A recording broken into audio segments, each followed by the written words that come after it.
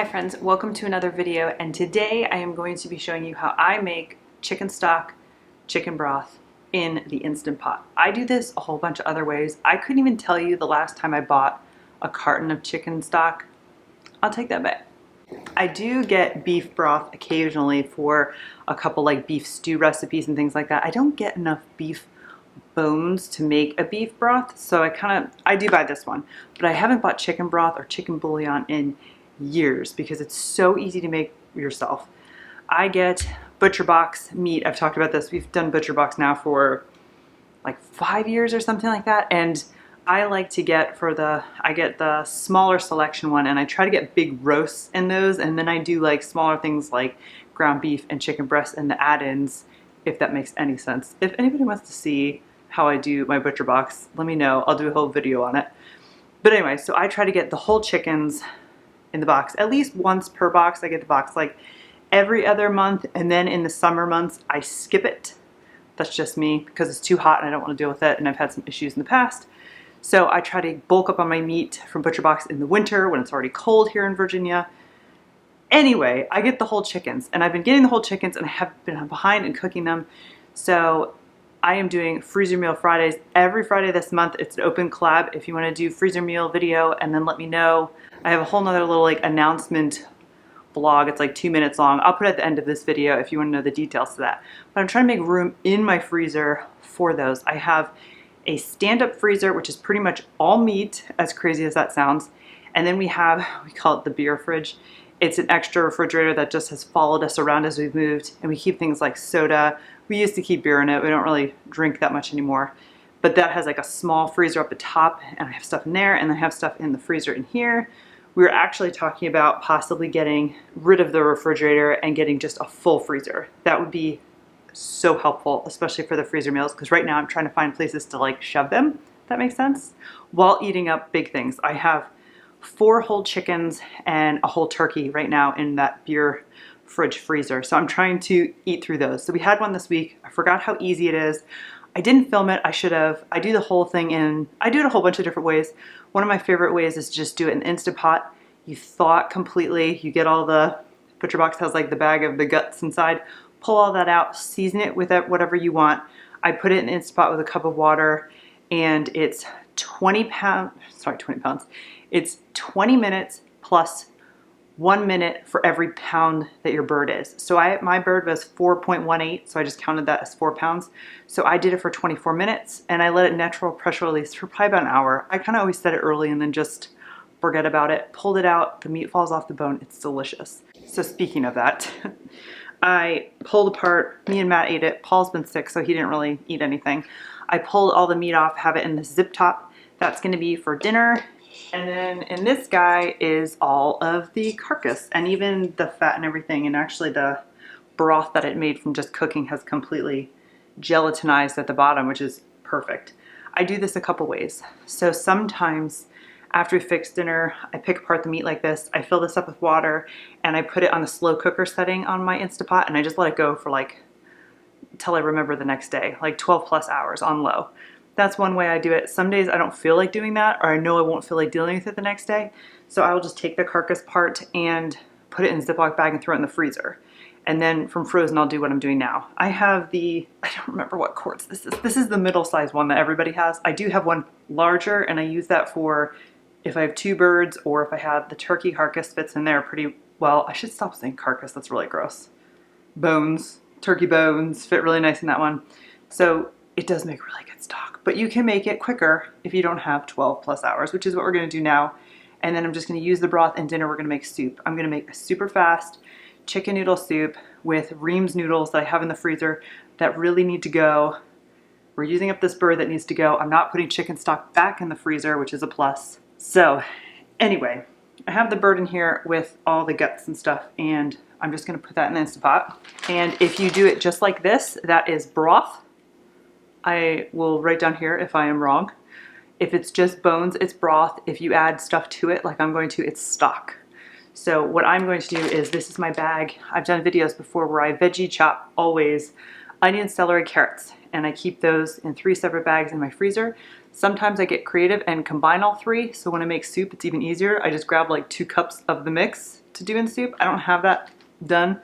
It looks like I do not have carrot peelings in here. This looks like just onions and celery. So I'm going to dump this in my Instant Pot, and then this freezer bag goes right back in my freezer because why waste it? It's a really good IKEA Ziploc bag. I don't have these anymore. And there's no need to waste it because it's just veggie scraps. So now at this point you could season your broth stock with whatever you want. I've done like peppercorns, salt and pepper, I've done onion powder, garlic powder, anything like that that you want to put in there. Bay leaf is another really good one. I heavily seasoned that chicken when I cooked it last night, so I'm not really worried about it. And I know I'm going to season it as a soup, so I'm just going to leave it the way it is. I do like to add probably about 2 teaspoons worth. I just kind of blip of apple cider vinegar. I believe the benefits of this is it helps break down the collagen in the bones, I think. But I just put like a splash, so about 2 teaspoons for my Instant Pot. Just like that, that's it.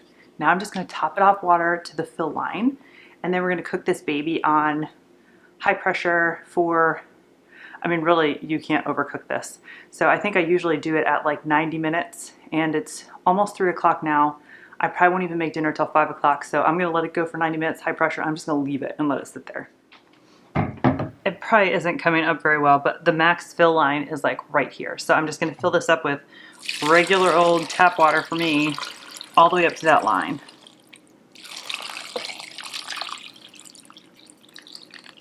Okay, there it is at the max line. So I'm just gonna put the lid on. Make sure it is on sealing, not venting.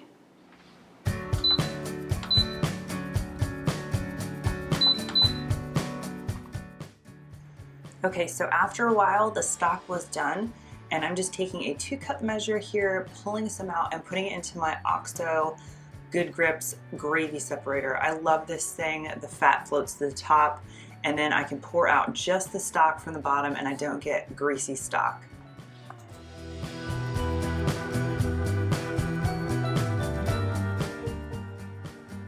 Okay, so what you see me doing here is pulling out that little plug that actually keeps the fat out of the tube, so when you're pouring and separating the broth from the fat, it keeps more fat out. And then I use this really tiny strainer here to just get the rest of the little sediment. Sometimes it's like salt and pepper and spices out of my stock. So then I'm just going to continue this process of taking everything out of the Instant Pot, running it through my little OXO separator, and I'm going to fill up this measuring cup. I needed 8 cups of stock for the soup recipe, and then the rest I just put into some mason jars and threw in the fridge, and plan to use those in recipes in the next coming days. I actually used it the next day to make white rice with, which was delicious.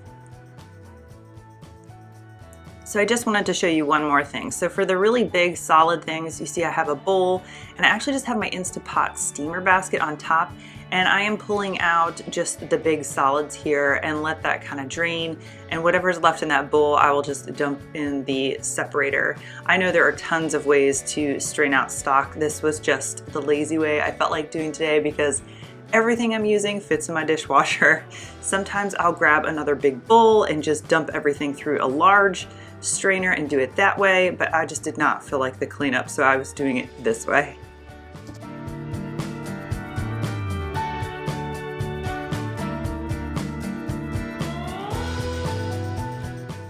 So I will let you do your research on this yourself, but I strain the fat out of everything I can except for my last jar, and I try to get the fat to be at least like ½ an inch thick. It wasn't in this case, but then I will leave that in the refrigerator longer. The fat helps preserve it. Okay, so let's make this Instant Pot soup. Same pot, I didn't even wash it. I have my frozen onion going in here, frozen celery, and the last of my frozen carrots, so I'm gonna have to do some carrots soon. Some garlic, a little turmeric here, some onion powder, and then just some salt and some pepper. I throw in a bay leaf, and then we're gonna put all that delicious stock we just made. That's 8 cups. And now we're adding in Reames frozen egg noodles. These are kind of like dumplings. They're really thick egg noodles. I like them a lot. You find them in the freezer section. Sometimes by like the Italian things like tortellini, that's where I find them at my grocery store. So we're gonna close this up and we're going to pressure on high for 8 minutes.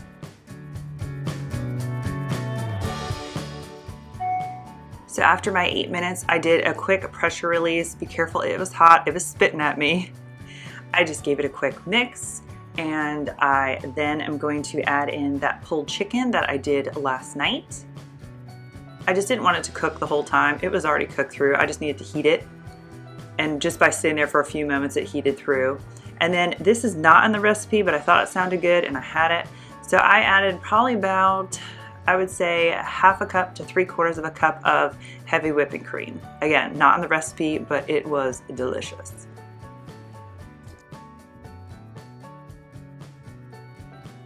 And then just try to fish out that bay leaf and get that out of there because nobody wants to eat that. It's done its purpose. This soup was so delicious and so cozy to have on such a cold night that it's been in here the last few days in Virginia. And we just had a big bowl of this for dinner, and I just made some quick cream and self-rising flour biscuits to put along the side, and it was perfect. And then I had this for lunch the next couple days.